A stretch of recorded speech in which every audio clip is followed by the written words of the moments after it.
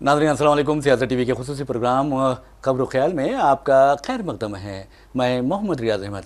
नाज़रीन, आप अच्छी तरह जानते हैं कि हम इस प्रोग्राम के ज़रिए ऐसी खबरों पर तबसरा करते हैं जो कल के अखबार की सुर्खियाँ बनती हैं। न सिर्फ सुर्खियाँ बनती है बल्कि उन खबरों को इलेक्ट्रॉनिक मीडिया गैर मामूली अंदाज में पेश करता है। इसी तरह आप देखेंगे कि सोशल मीडिया पर भी ये खबरें नश्र होती हैं। तो बहरहाल आज की जो सबसे बड़ी खबर है उससे पहले हम आपके से चंद सवालात करेंगे और ये पूछेंगे क्या हिंदुस्तान में अदलिया किसी सियासी दबाव में काम कर रही है? क्या हिंदुस्तान में अदलिया मजहब की बुनियाद पर फैसले जारी कर रही है? क्या हिंदुस्तान में अदलिया अपना फरीजा अंजाम देने में नाकाम रही है? ये सवाल हम नहीं कर रहे हैं क्योंकि हम अदलिया का एहतराम करते हैं।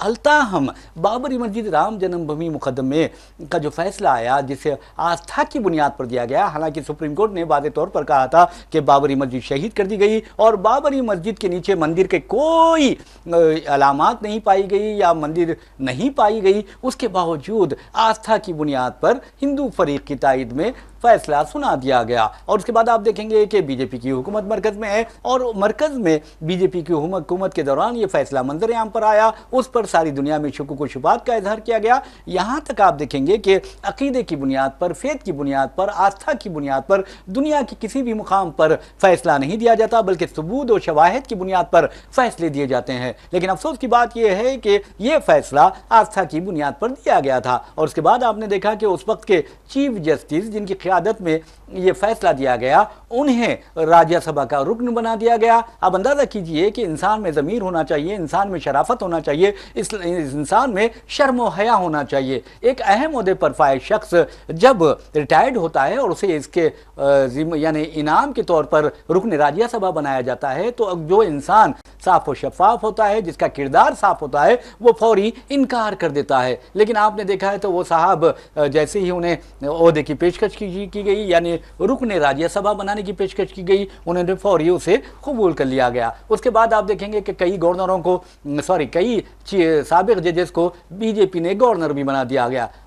अब ये देखना है, ये सवाल पैदा होता है कि आखिर उन्हें किस बात का इनाम दिया गया कि उन्हें ओहदे गवर्नरी पर फायज कर दिया गया। बाबरी मस्जिद राम जन्मभूमि मुकदमे के एक जो बेंच ने समाअत की थी उसके चीफ जस्टिस को तो आपने रुकन राज्यसभा बना दिया और एक साहब थे बेचारे, उन्हें एक रियासत का गवर्नर बना दिया गया। ये किस लिए बनाया गया, ये इनाम था या क्या था पता नहीं, लेकिन एक बात है, जो गलत फैसले देगा, जो मुल्क पर जुल्म करेगा, जो नाहक लोगों को फंसाएगा, उसकी तबाही यकीनी है, आज नहीं तो कल। और कुदरत की लाठी में आप देखेंगे कि आवाज़ नहीं होती और ऐसी पड़ती है कि फिर परिंदे की परवाज़ नहीं होती। यानी अगर परिंदा भी हो या इंसान हो, वो दोबारा उठने के काबिल नहीं होता। हो सकता है कि आज वो बड़े बड़े बातें कर रहा हो, इख्तिदार के ऐवानों में बैठा हुआ हो, इख्तिदार की गद्दी पर बैठा हुआ हो और वो समझ रहा होगा कि ये तख्त ताज बाकी रहने वाला है, तो ये बाकी रहने वाला नहीं है। और आप देखेंगे कैसे कैसे बादशाहों के तख्त ताज उलट दिए गए। सिकंदर जिसने कहा था कि सारी दुनिया को पता करेगा, आपने देखा कि हिंदुस्तान से वापसी के बाद वो अपनी मौत आप मर गया। और आप ये भी देखेंगे कि चंगेज़ खान, हलाकू खान ने किस तरह इंसानियत को तबाह कर दिया था, लाखों इंसानों को कत्ल कर दिया था और वो किस मौत मरे आप ये भी अच्छी तरह जानते हैं। तो बहरहाल हम फिरौन या हामान की बात नहीं करेंगे या नमरूद की बात नहीं करेंगे, आज की दुनिया के नमरूदों की बात करेंगे। वो भी ये समझते हैं हम बहुत बड़े हैं, लेकिन बड़े इजाद तो अल्लाह की है और अल्लाह ही बड़ा है और वही फैसला करने वाला है। हो सकता है कि आज के लोग फैसले कर लें आस्था की बुनियाद पर या फिर मजहब की बुनियाद पर या फिर आप देखेंगे कि किसी दबाव में आकर, लेकिन उन्हें जवाब तो देना पड़ेगा। तो बहरहाल हम जो आपको खबर की तरफ ले जा रहे हैं वो है इंतहाई अहम खबर, मालीगांव बम धमाका केस। आपको अच्छी तरह मालूम है मालीगांव में मुसलमानों की अच्छी खासी अक्सरियत है और आपको ये भी बताना ज़रूरी है कि मालीगांव में 2008 को यानी आप देखेंगे 2008 को एक बम धमाका पेश आया था और ख़ास तौर पर उसमें 6 नमाजी शहीद हुए थे, 100 से ज़ायद ज़ख्मी हुए थे। उस मौके पर यह कहा गया था कि आरएसएस और अभिनव भारत से ताल्लुक़ रखने वाले, मुबैना ताल्लुक़ रखने वाले दहशतगर्दों ने यह कार्रवाई की है और इस सिलसिले में एक गाड़ी भी दस्तियाब हुई थी और ये गाड़ी ATS एंटी टेररिस्ट स्क्वाड जो है महाराष्ट्र का, उसके सरबराह हेमंत करकरे की तहकीकात के दौरान ये सब चीज़ें मंजरेआम पर आई थी और उन्होंने जाफरानी दहशतगर्दों के करीब पहुंचकर उनके गले पर हाथ डालने की कोशिश की थी और मुलजिमीन की निशानदेही कर ली थी। लेकिन आप देखेंगे कि किस तरह 26/11 के दहशतगर्दाना यानी बंबई में जो दहशतगर्दाना हमला पेश आया, पाकिस्तानी दहशतगर्दों ने वहां पर कब्जा किया था होटल ताज पर और मुख्तलिफ मुकामात पर, तो वहां पर आप देखेंगे कि मौके में मौका उसके करकरे का भी कत्ल कर दिया गया और कहा गया कि करकरे दहशतगर्दों के हमले में मारे गए। वो राज राज ही रहा है। बहरहाल करकरे को हम सलाम करते हैं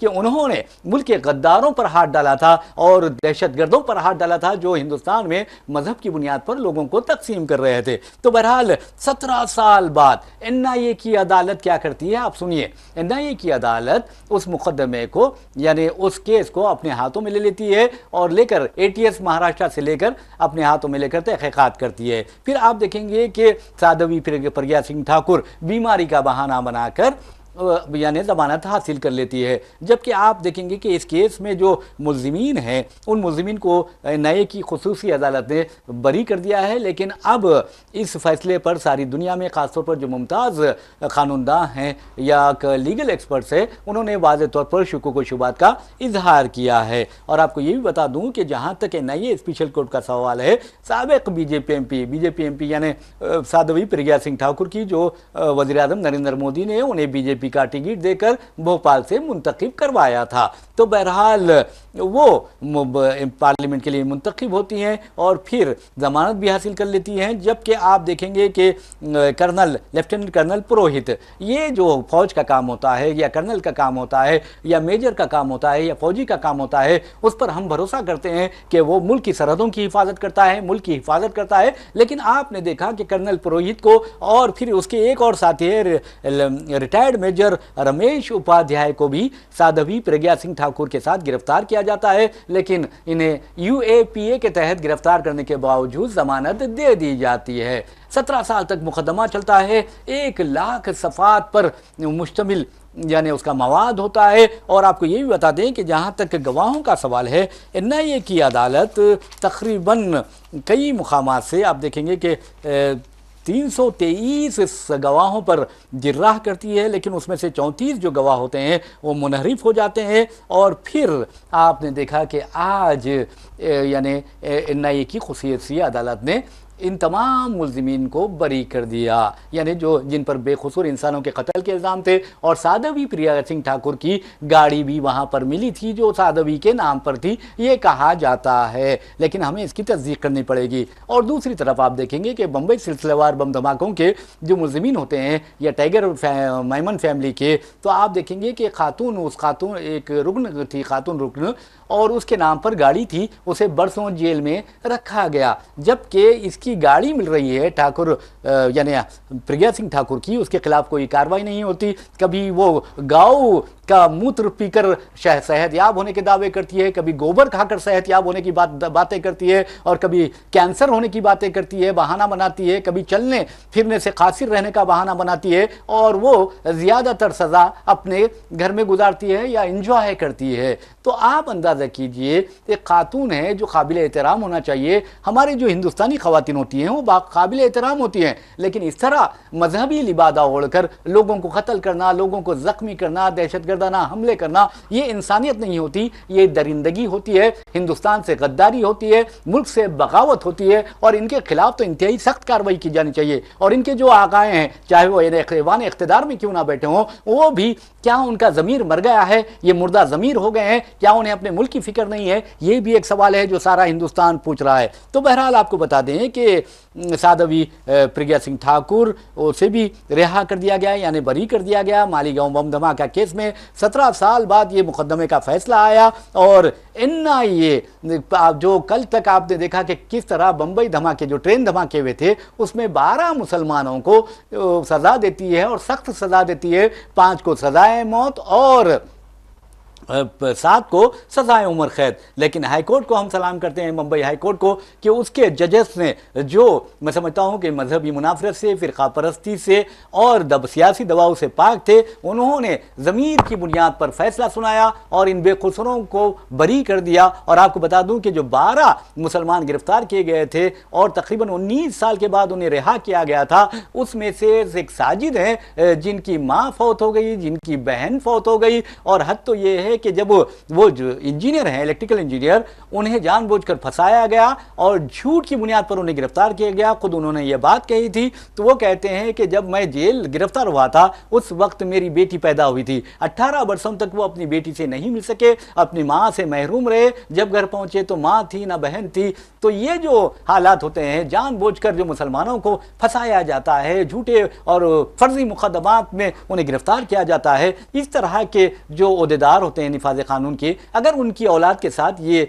वाक़यात पेश आए तो क्या वो बर्दाश्त करेंगे? क्या वो इस बात से यानी खुश होंगे कि उनके बच्चों को झूठे इल्ज़ाम में गिरफ्तार किया जाए, उनको हिरासा किया जाए, उन्हें परेशान किया जाए, उनको टार्चर किया जाए? वो हरगिज़ परेशान नहीं, यानी बर्दाश्त नहीं करेंगे। तो एक बहैसियत इंसान कम अज़ कम ये देखना चाहिए, जो कातिल है, जो काती है, जो मुजरिम है, उसको ज़रूर सज़ा मिले। उसका मजहब नहीं देखना चाहिए। अगर मजहब की बुनियाद पर अगर फैसले दिए जाने लगे तो फिर आगे क्या होने वाला है ये अल्लाह ही बेहतर जानता है। तो बहरहाल नाज़रीन, आपको बता दूं कि इन लोगों को UAPA के तहत गिरफ्तार किया गया, फिर जमानतें भी दे दी गई और जो बेकसूर लोग थे उनके कातिल आज भी मैं समझता हूं कि आज़ाद हो जाएंगे। और एक बात, साध्वी प्रज्ञा सिंह ठाकुर, आपको बता दूं कि हिंदुस्तान का पहला दहशतगर्द नाथूराम गोडसे, जिसने गांधी जी को कत्ल किया था, बाबा कौम को कत्ल किया था, आप देखेंगे कि साध्वी प्रज्ञा सिंह ठाकुर एक रुकने पार्लियामेंट होते हुए बीजेपी की, उसने नाथूराम गोडसे को हकीकी मुहिब वतन करार दिया था, जबकि वो गांधी जी का कातिल था। तो बहरहाल ये एक बात कही थी। और दूसरी अहम बात, गांधी जी को तमसीली अंदाज में गांधी जी का पुतला बनाकर उसे कत्ल भी किया गया था। उस साध्वी के खिलाफ भी मोदी हुकूमत ने कुछ नहीं किया। अब अंदाजा कीजिए कि हिंदुस्तान में दहशतगर्दी के जो वाकयात पेश आए हैं, आप 2002 मुस्लिम कुछ फसादात की बात करते हैं गुजरात की, उस वक्त चीफ मिनिस्टर के ओहदे पर नरेंद्र मोदी फायज थे। वहां पर दहशतगर्दों ने मुसलमानों का कत्लेआम किया, लेकिन उसमें से कितनों को गिरफ्तार किया गया, कितनों को कैफर किरदार तक पहुंचाया गया, कितनों को अदालतों ने सजाएं सुनाई है, ये आप मैं चैलेंज से कह सकता हूं नहीं बता सकते, क्योंकि जो हकीकी कातिल है, हकीकी जानी थे। यहां तक कि आपको बताता हूं कि गुजरात फसादात के दौरान मुस्लिम बच्चियों को खेतों में कतारों में ठहरा कर उनकी इज्तिमाई इस्मत रेजी की गई। बिल्किस बानो आप देखेंगे कि उसकी इज्तिमाई इस्मत रेजी की गई है और उनकी एक लड़की थी 3 साल जो उनके सीने से चिमटी हुई थी, उसे इन दहशतगर्दों ने, इन कुत्तों ने, फिरकापरस्त कुत्तों ने खींच कर निकाला और पटक दिया और पटक कर वो बच्ची को शहीद कर दिया।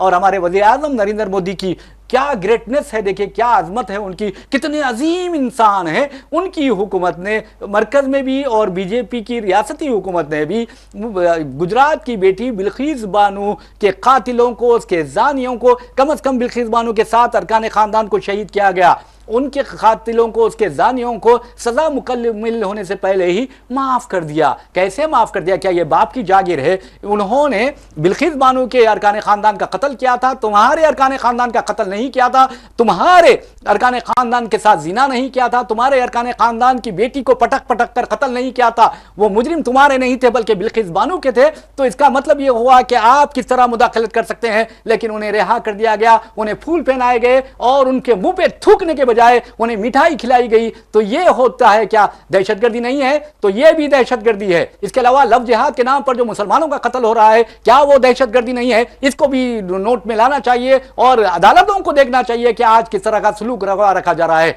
दिल्ली में आज जिन्स जिहाद का नाम लिया जा रहा है, लैंड जिहाद का नाम लिया जा रहा है, कितनी शर्म की बात है। अदालतें क्या सो मोटो एक्शन नहीं ले सकती, असखुद एक्शन नहीं ले सकती? यह भी एक अहम बात है। तो बहरहाल हम बात कर रहे हैं मालीगांव बम धमाकों की, उसके मुजरिमीन को रिहा कर दिया गया या उन्हें बिल्कुल बरी कर दिया गया है। अब वहां पर जश्न का माहौल है, खुशहाली का माहौल है। तो ऐसे में आपको बता दूं कि यह फैसला हिंदुस्तान की छवि को मुतासिर करने वाला है और आपको बता दूं कि यह फैसला हो सकता है कि दुनियावी अदालत में ये मुलजिमीन बरी हो गए हैं, लेकिन जब कुदरत फैसला सुनाएगी तो इनका वो हशर होगा कि जिसका वो तसव्वुर भी नहीं कर सकते। बहरहाल नाज़रीन, एक और खबर की जहां तरफ चलते हैं, असदुद्दीन अवैसी मजलिस इत्तेहाद उल मुस्लिमीन के सदर है, हैदराबाद के रुकन पार्लियामेंट है और उन्होंने इस खबर पर तब से रावी किया है और कहा है कि 2016 में उस वक्त की जो प्रोसिक्यूटर थी रोहिणी सालियान, उन्होंने ऑन रिकॉर्ड कहा था कि एनआईए यानी खुसूसी तहकीकाती टीम ने उन्हें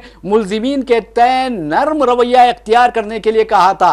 अब एनआईए के तासुब व जानिबदारी आप जाहिर कर सकते हैं, कर इन आरएसएस और अभिनव भारत से मुबैना तौर पर ताल्लुक रखने वाले दहशतगर्दों के खिलाफ सख्त कार्रवाई करते हैं और एनआईए कहती है you have to go soft, आपको नर्म रवैया इख्तियार करना चाहिए। और आपको यह बता दूं कि असदुद्दीन सिंह ने यह भी बताया कि एनआईए अदालत के फैसले को उन्होंने मायूस कुन करार दिया है, जिसमें आप देखेंगे कि तमाम मुल्जिमीन को बरी कर दिया गया है। उन्होंने सवाल किया कि क्या आया मरकज और महाराष्ट्र उसी तरह स्टे तलब करेंगे जिस तरह बंबई ट्रेन धमाका केस में मुल्जिमीन की बरी पर किया था। बहरहाल ये इस तहकीकात को उन्होंने कहा कि घटिया तहकीकात के नतीजे में मुल्जिमीन बरी हुए हैं और जो इंसाफ का कत्ल हुआ है ये बहुत ही खतरनाक बात है। मैं समझता हूँ ये कानून से खिलवाड़ है, इंसाफ से खिलवाड़ है और ये इंसाफ का कत्ल है। तो बहरहाल नाज़रीन, जहाँ तक उस वक्त के प्रोसिक्यूटर का सवाल है और आप देखेंगे कि असदुद्दीन ओवैसी ने प्रोसिक्यूशन को फिल वक्त की जो प्रोसिक्यूशन है उसको जिम्मेदार करार दिया है इस फैसले के लिए। और उन्होंने कहा कि उस वक्त के प्रोसिक्यूटर ने बताया था कि एनआईए ने उनसे साफ्ट जाने के लिए कहा है। और एक और अहम बात उन्होंने ये बताई कि 2017 में एनआईए ने साध्वी प्रज्ञा सिंह ठाकुर को बरी करवाने की कोशिश की थी और 2019 में उसे बीजेपी का एमपी बना दिया गया। कहां का एमपी बना दिया गया? उसे बना दिया गया एमपी भोपाल का। तो बहरहाल करकरे जो महाराष्ट्र एटीएस के सरबराह थे, मालीगांव बम धमाकों की साजिश को उन्होंने बेनकाब कर दिया था, लेकिन उनका 26/11 के दौरान कत्ल कर दिया गया। तो आप अंदाजा कर सकते हैं कि किस तरह ये जाफरानी दहशतगर्दों को बचाने की कोशिश की गई है। वैसे भी नाज़रीन, आप सवाल ये पैदा होता है कि किस तरह चारमीनार यानी अजमेर बम धमाका होता है हज़रत ख्वाजा गरीब नवाज़ रहमतुल्लाह अलैह की मज़ार मुबारक में, फिर उसके बाद दरगाह में, और उसके बाद आप देखेंगे कि हैदराबाद के मक्का मस्जिद, तारीखी मक्का मस्जिद में बम धमाका होता है और जिसके नतीजे में तकरीबन 16 अफराद उस वाक़े के बाद शहीद हो जाते हैं। तो आप अंदाज़ा कीजिए उसमें भी दहशतगर्दों को गिरफ्तार किया जाता है, लेकिन चूंकि उनका हिंदुत्वा तंजीमों से ताल्लुक था मुबैना तौर पर, इसलिए उन्हें रिहा कर दिया जाता है, बरी कर दिया जाता है, उन्हें सजा नहीं दी जाती। और आपको ये भी बता दूं कि जहां तक मालीगांव बम धमाके का सवाल है, रमज़ान में ये बम धमाका पेश आया था तो बहरहाल वो उस पर कोई कार्रवाई नहीं की जाती। और जब बात आती है तो आपको ये भी बता देंगे कि जिस अंदाज में इस वाक़े के सिलसिले में एक और अहम वाक़या ये है कि आरएसएस और अभिनव भारत के अरकान पर मुबैना तौर पर दहशतगर्दी में मुलविस रहने के इल्ज़ाम आयद किए गए थे। ख़ास तौर पर समझौता एक्सप्रेस में जो बम धमाके हुए थे, 2008 का ये के मालीगांव वाक़या है, उस वाक़े में, और 2002 के गुजरात फसादात के बाद आप देखेंगे कि एक सहाफ़ी थे परवीन स्वामी, उन्होंने जाफरानी दहशतगर्दी की इस्तेलाह इस्तेमाल की थी। फिर आपको हम लिए चलते हैं 2009 में दरगाह हज़रत ख्वाजा गरीब नवाज़ रहमतुल्लाह अलैह में बम धमाके का वाक़या पेश आता है और उनमें दहशतगर्दों को गिरफ्तार किया जाता है और उसमें से 5 में से 4 का ताल्लुक़ आरएसएस से बताया गया था। ये मैं नहीं कह रहा हूं, बल्कि साबिक होम सेक्रेटरी आर.के. सिंह ने कहा था कि आरएसएस से करीबी ताल्लुक रखने वाले कम से कम 10 लोग दहशतगर्दी के वाक़यात में मुलविस हैं। और आप अंदाज़ा कर सकते हैं कि किस तरह के वाक़यात ये पेश आए थे। इसके अलावा आपको बता दूं, स्वामी आसिमानंद समझौता एक्सप्रेस में गिरफ्तार करके उसे हैदराबाद लाया गया था।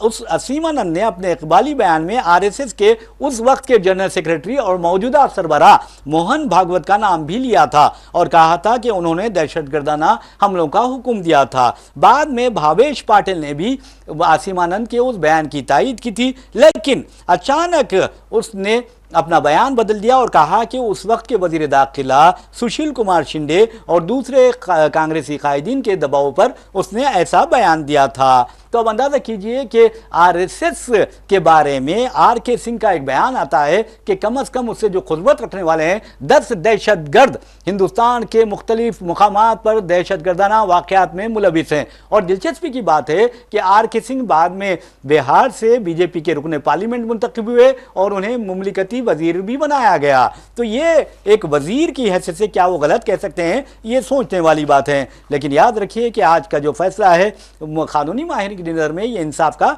कत्ल है। तो बहरहाल नाज़रीन, एक और खबर की जानिब हम आपको लिए चलते हैं। उस खबर का ताल्लुक तेलंगाना में उन अरकान असेंबली से है जिन्होंने बीआरएस से इनहराफ करते हुए कांग्रेस में शमूलियत इख्तियार की। ऐसे जो अरकान असेंबली है उनकी तादाद 10 है और 10 में जो सरफहरिस्त नाम है वो खैरताबाद के रुकन असेंबली दानम नागेंद्र का है। इसके अलावा आपको देखेंगे कि टी वेंकट राव ये भद्राचलम के रुकन असेंबली है। कडियम श्रीहरि का ताल्लुक स्टेशन घनपुर से है, जो स्टेशन घनपुर की नुमाइंदगी करते हैं। पोचारम शिवनाथ रेड्डी ये बांसवाड़ा के रुकन असेंबली है और एम संजय कुमार जगतियाल की नुमाइंदगी करते हैं और ए गांधी श्रीलंगमपल्ली से मुंतखब हुए थे। प्रकाश गौड़ राजेंद्र नगर और बी कृष्णा मोहन रेड्डी गदवाल के साथ साथ जी महिपाल रेड्डी पटेंचेरू और के यादయ్య छेवल्ला हल्के असेंबली के अरकान असेंबली है। इन 10 अरकान असेंबली ने इनहराफ किया, लेकिन फिल वक्त उन लोगों ने कांग्रेस में शमूलियत इख्तियार नहीं की। लेकिन बीआरएस के वर्किंग प्रेसिडेंट केटीआर और एक और कायद ने सुप्रीम कोर्ट से रुजू होते हुए ये दरखास्त की थी कि वो स्पीकर को हिदायत दें कि स्पीकर इनके नाअहली का फैसला जल्द से जल्द करें। बहरहाल सुप्रीम कोर्ट ने तेलंगाना स्पीकर को यह हिदायत दी कि वो इनहराफ वाले टीआरएस अरकान असेंबली की नाअहली के बारे में विद इन 3 मंथ यानी अंदरूनी 3 माह फैसला करे। तो बहरहाल ये खबर आई है। अब देखना यह है कि इन अरकान असेंबली का मुस्तकबिल क्या होता है। लेकिन केटीआर ने कहा कि हम इस फैसले का खैर मकदम करते हैं और उन्हें उम्मीद है कि इन 10 असेंबली हल्कों के ज़िमनी इंतखाबात होंगे। और बहरहाल नाज़रीन, एक और खबर की जानिब चलते हैं। इंटरनेशनल लेवल पर इस खबर का ताल्लुक है। आप अच्छी तरह जानते हैं कि किस तरह हमारे वज़ीर आज़म नरेंद्र मोदी अब की बार ट्रंप सरकार का नारा अमेरिका में लगाया था। वो मोदी को यानी ट्रंप को अपना दोस्त कहते नहीं थकते थे, लेकिन आप अंदाज़ा कीजिए कि किस तरह ट्रंप ने उन्हें धुतकार दिया है। धुतकार दिया मैं इसलिए कह रहा हूं क्योंकि ये मेरे अल्फाज नहीं बल्कि कांग्रेसी कायदीन के अल्फाज हैं, अपोजिशन के अल्फाज हैं, और वो अच्छी तरह जानते हैं कि मोदी का हशर क्या कर दिया ट्रंप ने। उनकी दोस्ती का ख्याल नहीं रखा और हिंदुस्तान पर 25% टैरिफ आयद कर दिया है। और हद तो यह है कि एक अमरीकी रुकन ने यानी अमरीकी कांग्रेस के एक रुकन ने हिंदुस्तान को धमकी दी है कि हम आपकी मईशत को तबाह कर देंगे अगर आप रूस के साथ तिजारत करेंगे। और आप अच्छी तरह जानते हैं कि ट्रंप इंतजामिया ने हिंदुस्तान को मुसलसल तनकीद का निशाना बनाया है और धमकियों का निशाना बनाया है। तो बहरहाल अमरीकी सदर ट्रंप ने वाज़ेह तौर पर कहा है कि हिंदुस्तानी मईशत या इकोनॉमी जो है वो डेड हो गई है, यानी मुर्दा हो गई है। अफसोस की बात यह है कि हमारे वज़ीर आज़म नरेंद्र मोदी फिर भी ट्रंप को फ्रेंड कहते हैं, जबकि ट्रंप हिंदुस्तान के खिलाफ बात कर रहे हैं। और हद तो यह है कि उन्होंने पाकिस्तान के साथ तिजारती माहिदा कर लिया है और हिंदुस्तान को रूस के साथ तिजारती माहिदे या दूसरे मामलात करने पर धमकी भी दी है दर पर्दा। तो बहरहाल ट्रंप ने अपने सोशल मीडिया जो साइट है ट्रुथ पर एक बयान जारी किया है, कहा कि मुझे इसकी परवाह नहीं कि हिंदुस्तान रूस के साथ क्या करता है। इन्होंने कहा कि वो हिंदुस्तान और रूस को एक अपनी जो मुर्दा मईशतें हैं उनको एक साथ ले जा सकते हैं, ये बात कह सकते हैं। तो बहरहाल ट्रंप बहुत औंटे हुए हैं और उन्हें हद तो ये है कि आप देखेंगे कि एप्पल के सरबराह से भी कह दिया है कि आप आईफोन्स की जो असेंबलिंग हो रही है वो हिंदुस्तान में ना करवाएं, वरना अमेरिका में आपको टैरिफ देना पड़ेगा। इसी तरह आप देखेंगे कि कई कंपनियों को उन्होंने हिंदुस्तान जाने से रोक दिया है। अब देखना यह है कि हमारे वज़ीर-ए-आज़म नरेंद्र मोदी किस तरह ट्रंप की मोहब्बत का दम भरते हैं। बहरहाल नाज़रीन, एक और खबर की तरफ ले चलते हैं। आपको बताते हैं कि तेलंगाना की हुकूमत ने मरकजी हुकूमत से तकरीबन 2800 इलेक्ट्रिक बसें तलब की थी, लेकिन मरकज़ी हुकूमत ने उसे नामंजूर कर दिया है। और आप इंटरनेशनल लेवल पर एक और ख़बर की जानिब चलते हैं और उस खबर का ताल्लुक़ आपको बताते हैं, वो है गज़ा से, फ़लस्तीन से। और अब आपको बताना ये ज़रूरी है कि बरतानिया और फ्रांस की जानिब से सितंबर में यानी आने वाले महीनों में फ़लस्तीन को तस्लीम किए जाने के ऐलान के बाद यानी देखेंगे आप ट्रंप और नेतन्याहू परेशानी का शिकार हो गए हैं, उनकी नींदें हराम हो गई है। अब कनाडा ने भी ऐलान कर दिया है कि हम हम फ़लस्तीन को अलहदा रियासत तस्लीम कर लेंगे। अब देखना यह है कि ये परेशानी की हालत में क्या करते हैं, ट्रंप क्या करते हैं और नेतन्याहू क्या करते हैं। लेकिन एक बात का तो ज़रूर कही जा सकती है कि वो बौखलाहट का शिकार हो गए हैं और फ़लस्तीनियों पर बमबारी करते जा रहे हैं। अब नई हमलों में यानी